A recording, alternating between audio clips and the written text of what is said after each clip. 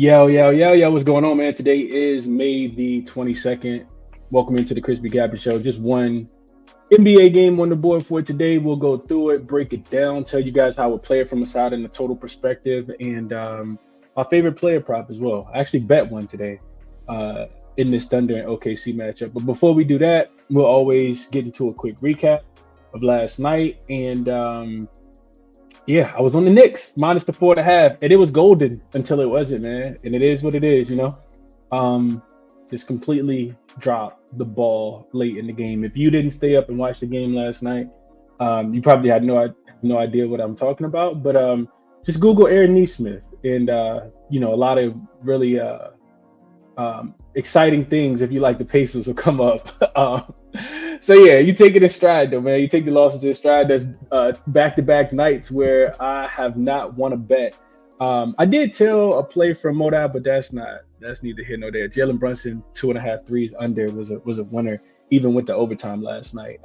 It wasn't my play though, so I didn't share it. But I did tell him on that and made a little bit of money there. But yeah, 0-1 night for myself, man. Hopefully you guys did a little bit better than me. Let's see. I love it. Says I hit a 14 leg with a boost last week. I can't promote stuff like this. I love it. I would have clicked on it if I knew that. Do not encourage 14 leg parlays. That's more than a family of spiders.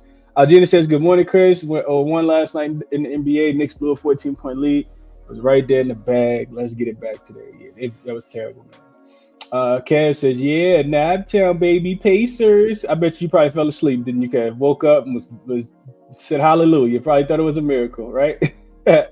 Good morning, Frazier. What up, Lightbear? Appreciate you. He says, I was so wrong about those threes yesterday. Frazier says, what threes? Good morning, PZ. Pacers Knicks was absolutely fine. What up, Can't Stop? Appreciate you for tapping in, bro. Says top of the morning, Chris. I'm ashamed to be a Knicks fan today. The final minutes of the fourth quarter was absolutely atrocious. Yeah, they just look like front runners out there, man. You know, Carl Anthony Towns out there doing all that goofy stuff until it matters the most, and all of a sudden you airballing 3-pointers that can tie the game. So here's what it is. And Manny says Pacers finna win it all at this point. Yeah, I guess you could say we underestimated the Pacers, Mark. I would absolutely say not, though. I would absolutely say not. Pacers got smoked the way that I thought that they would. You're not going to find too many games where Aaron Nesmith is going to give you 25 points in the final 1 minute and 25 seconds of a game to win it for you. So do I feel like I was on the right side? Absolutely, man. All the Pacers love. I'm happy for you guys. Just know that you weren't on the right side last night. You might have won the bet, but you're not going to play that game and win it too often. So that's what I'll say about that. A lot of people hitting me like, bro, I told you Pacers, bro. Like, all right, cool. Keep living that way. What up, Justin? Appreciate you for tapping in. Jelly said he got Pacers to win the finals at plus 900. Okay. Larry says, think they took the Knicks' heart. Wouldn't be surprised if they see a Pacers sweep.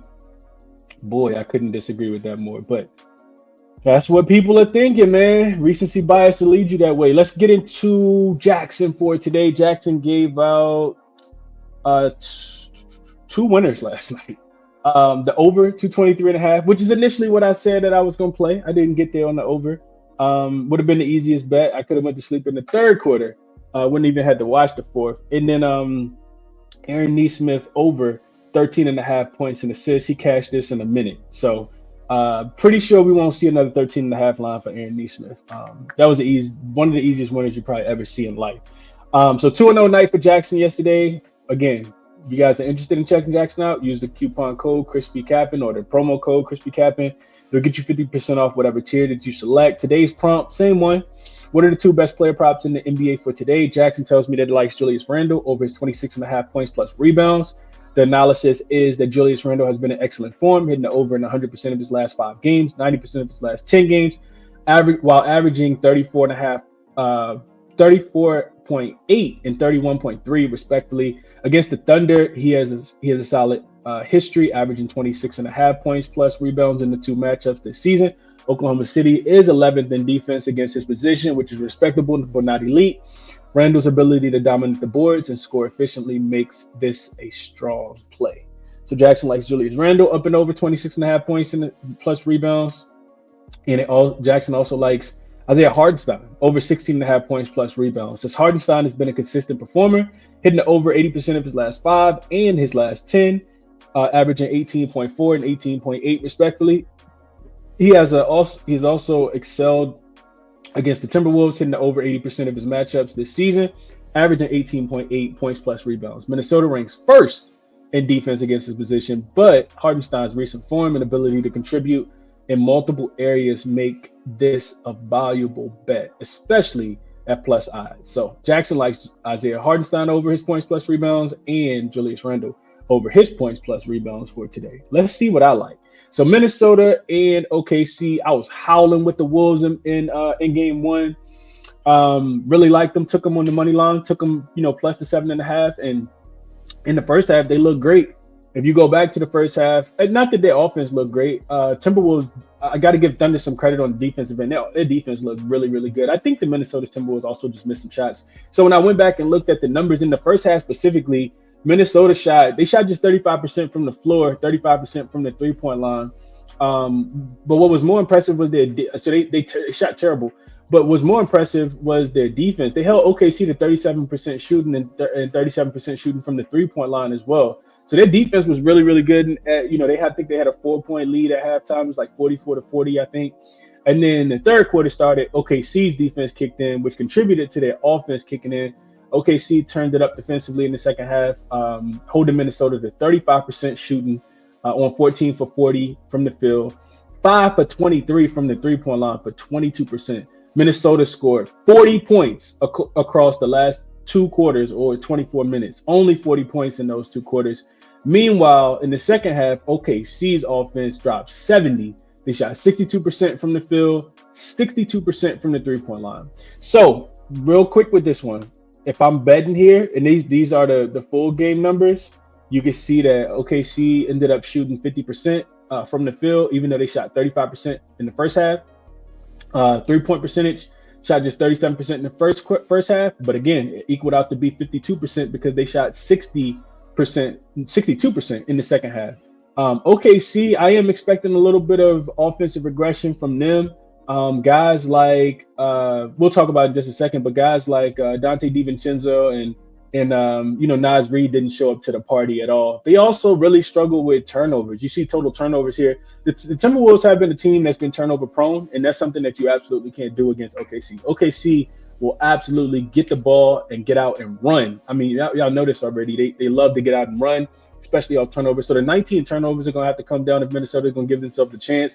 Julius Randle particularly, I think, had the most. I think he might have had like 5 or 6. You can see they gave up 31 points off those turnovers as well. So what I'm thinking of, I guess I'll go with what I'm thinking about betting. And then points in the paint, OKC absolutely dominated as well. 54-20. You can see that they gave up a ton of points in the paint. So if we go over to, oh, dang it. Let's see. I must have. Oh, yeah, my fault. All right, let's go. All right, let's do this. So if we go over to look at the box score, and this is what I did bet. I bet Anthony Edwards over his 23.5 points. And I should have put the tweet in here, but I didn't. We caught one of these a couple of games, maybe in the first round sometime. But it's a nice little story written on ESPN if you guys are interested, from Dave McMenamin, who covers the Lakers and just covers the NBA playoffs, I guess, right now for the Western Conference. Anthony Edwards, he had a quote, and it was something along the lines of, he says he has a plan for game 2. Quote, "I definitely got to shoot more." Edwards said, "I only took 13 effing shots, probably just get off the ball a little bit more, play without the ball. I think that would be the answer." So am I expecting Anthony Edwards to bounce back after taking just 13 shots? Absolutely in this game. I mean, Dante DiVincenzo and Nickeil Alexander-Walker took nearly just as many shots. Naz Reid took just as many shots. Julius Randle, who was 9 for 13, even though he had those 5 turnovers, took just as many shots. So Anthony Edwards is my favorite bet in the game. Up and over 23.5 points is what I bet. I sent this out to the members last night. As far as, other player props before I get back into side and total, Rudy Gobert is somebody I think that could potentially get played off the floor.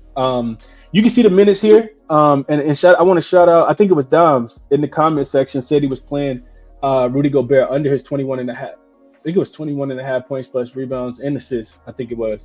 You can see Rudy Gobert had 2 points. It's the third line down at the top. 2 points, 2 fouls, 1 turnover, 1 block, 1 assist, 3 rebounds, and the Thunder just don't give up a lot of points in the paint. So I like Rudy Gobert under his points. I'm not sure. I think that he can rebound the basketball a little bit better. But if the minutes aren't going to be there, then I do think you play points plus rebounds under. But if the minutes are going to be there for Rudy Gobert, which it may not be, because you can see Naz Reid play more minutes than him, 28 minutes, even though he only went 1 for 11 from the field, 0 for 7 from the three-point line. Him and Dante DiVincenzo was out there shooting with a sleep mask going 3 for 20, 3 for 19 combined from the three-point line. Either way, neither here nor there. I think that Rudy Gobert points under. He only had 2. He looked like, he was playing against guys that were 13 feet tall. Just didn't even look at the rim. So discombobulated and unorthodox. It's one of the reasons I don't really like betting on Timberwolves. Anyway, I digress. Rudy Gobert under his points is a lean. Anthony Edwards, I bet him over 23.5. He only had 18, only took 13 shots. Playing off the ball, I think is going to help him a lot in this game. Really didn't think too much about the Oklahoma City Thunder side of things. And then I'll get to this. I think going back, looking at this, if OKC ended up with, how many points did they score in that game? A ton. I mean, it was way more than they were projected to score. Let's see. They scored 114, which I think their team, that's not more. Their team total was 113.5. This total for the full game has dropped a full point too. This opened 215 in the last game, or closed at 215. It's dropped down to 214.5. I'm only looking towards the under. I think the pace will be slow, like we saw. I think both of these teams are elite defensively. I would not be betting over in this game. As far as some regression, I do think it's going to come from Oklahoma City's Thunder side of things. I think OKC is going to struggle to score the basketball. I think Minnesota will do a better job protecting the basketball with to turn these 19 turnovers down. And the 31 points that they gave up off turnovers, the Timberwolves, I don't think that'll happen again. So I like the Oklahoma City Thunder team total under. It is 112.5, I think is what the number is. So yeah, those are my thoughts on the game. Those would be the 3 ways that I would play it. Let's go back to the top. Make sure y'all not saying nothing too crazy, and then we'll do a quick recap and get off of here. Mark says, okay, fair enough. Justin says, yo, I hate the I told you so's irritating. Yeah, it used to irritate me a lot, Justin, but the way I see it, right, I do one of probably the best live sports betting shows on the internet, and I do it in real time. So what I've come to realize is that especially when it's only 1 game slate or a 2 game slate, if I hit 4 or 5 bets in a row, then everybody say good job, Chris, yay. The haters they go somewhere else. But if I lose, it's always gonna be at least 3, 4, 5 people that say told you so, told you on the other side, told you. You don't hear from those people. I show up every single day though, so it don't mean that much to me no more. But I understand what you're saying. Just don't let it irritate you, bro. Control what you can control, man. Face says OKC versus Indy. Okay, Indy love is real. JFX says, how about them Pacers? The world was too heavy on the Knicks to handle. Good morning, Prolific. What up, Tariq? Says my live Pacers bet paid off. Thunder sweep, I love it, says. Another I told you so. Let's see. Jelly says, what if we run it back for only the first half? Yeah, I think Minnesota's going to be better. I do think so. We know OKC can typically turn up in the third quarter. They won the third quarter 32-18. Wouldn't talk you off at all. Meat says Timberwolves plus 7.5. If I'm betting aside, I'm not laying. I'm still not laying with OKC. It would be, I'm just not betting on the Timberwolves today. I like the team total under a little bit more for the Oklahoma City Thunder side of things. I think the full game goes under as well. Let's see. Turning into Michael Jordan was a fact. I never put that a part of my handicap either. Not on my bingo card. None of that. Aaron Nesmith was real life Reggie Miller last night. I'm watching those threes fall and my eyes get real big. I'm like, hold on, what? I was watching the WNBA games. I had both of those on my phone. One on my phone and one on my iPad. And I was watching this game on the real, my actual TV that I got in my room. And when Aaron Nesmith started, when he hit like the third 3 in a row, I like paused the WNBA games. I was like, bro, I can't pay attention to these right now. I need to make sure this cover happens, and it did not, man. Good morning, Lane says, I'm stopping by to say what's up and hit the like. Appreciate that. Chad says, take the Wolves tonight. Zigzag theory written all over this series. Okay. Call me Aries says, what's good, Chris? On and over his points. And has played terrible in every game 1, but he's bounced back absolutely crazy in every game 2. I don't get it. still a young player, called me Aries, even though he got some playoff experience. What's up? Brian says, good morning. Indy last night was relentless. Great game. Let's get it tonight. Yeah, you got to give them credit, man. The Pacers will play you until the end of the buzzer every single game. They are relentless is a great word. A great word. The relentless Pacers sounds about right, Brian. That's a fact. They could have threw in the towel easy last night. Brian says Edwards bounced back as well. Boston Pacers in 5. Boston Pacers in 5. Justin says he played the 25 at -120, -103. So a lot of agreement on that. What's up, user? Appreciate you for tapping in. Ball Talk says going back to the Thunder -7.5. Dagenau's halftime adjustments are crazy. Wolves talent covers a lot of Coach Finch's flaws.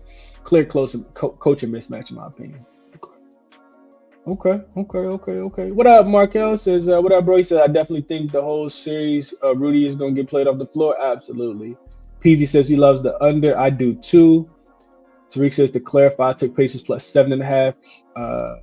Here I'm looking at OKC team total and live bet again. Okay. OKC team total over 56 in the first half. For Bryant, Minnesota +7.5 tonight. Just feel they start off better. Okay. Chad says I will not be betting OKC team total under when they play at home. On the road maybe, but at home, hell no. That's what I would be betting. I think the Timberwolves defense is better than their offense. That's just my thought process. What up, Doms? I know Doms woke up feeling like a good man this morning. Anthony says good morning. Gobert under 16.5 points, rebounds, and assists. I like it. What up, Chad?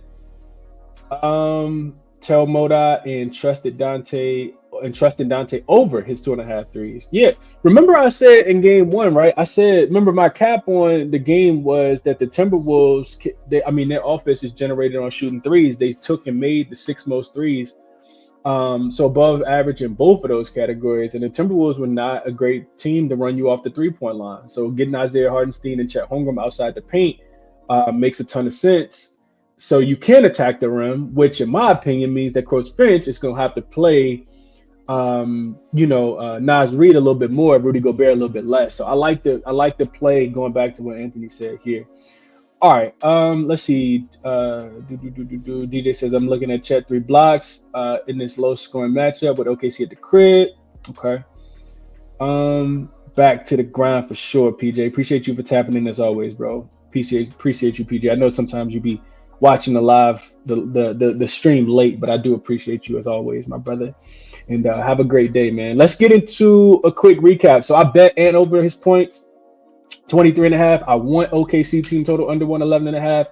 We'll see where the total goes throughout the day. And then Rudy Gobert, I don't think he may not score at all, honestly. But if he does score, it's not going to be 3 baskets in my opinion.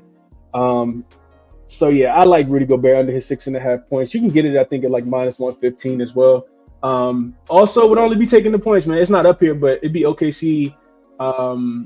It'd be Minnesota plus the 7.5 if I'm betting anything. All official plays, of course, will be in the description. Use that link if you're interested in checking it out. Resources are all here. Check those out if you're interested as well. Outlier, Moneyballer, jaXon, all those good things. And the referral link for the sports books are in the description also. That'll be the end of this show. Catch me over in the WNBA stream. We got 2 more games that we'll talk about in just a second, man. Best of luck on all your action for tonight. I'll catch you guys in the next one. I'm out.